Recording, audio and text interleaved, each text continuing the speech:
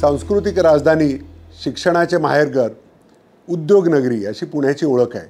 बहुतांश नागरिक वाहतुकीचे सर्व नियम पाळतात, परंतु काही वाहन चालक नियमभंग करताना सुद्धा दिसून येतात।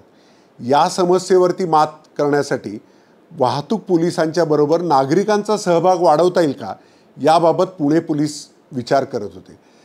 ट्रॅफिकॉप, PTP ॲप या माध्यमातून आता नागरिकांना सक्षम बनवण्याचा प्रयत्न वाहतूक पोलीस आणि पुणे पोलीस करतात।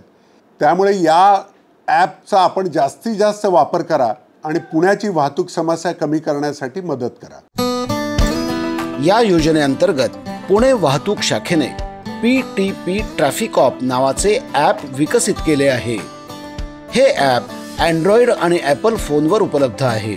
PTP ट्रॅफिकॉप या ॲपच्या माध्यमातून नागरिक विविध प्रकारच्या वाहतूक उल्लंघनांची, जसे फुटपाथवर नो पार्किंग, ड्रायव्हिंग करताना मोबाईलवर बोलणे, fancy number plate, triple seat अशा प्रकारची माहिती पुणे वाहतूक शाखेला कळवू शकतील आणि रस्त्यावरील वाहतुकीच्या समस्या, जसे रस्त्यावर खड्डा, रस्त्यावर मोठ्या प्रमाणात पाणी साठले असेल, रस्त्यावर झाड पडले असेल, अशा समस्या निर्माण झाल्या असतील तर त्याबद्दलही तक्रार नोंदवू शकतील।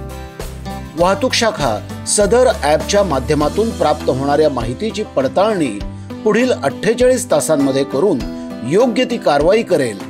यामुळे नियमांचे उल्लंघन करणाऱ्यांवर कारवाई होईल आणि अशा उल्लंघनांना आळा बसेल आणि वाहतुकीला शिस्त लागण्याकरता मदत होईल।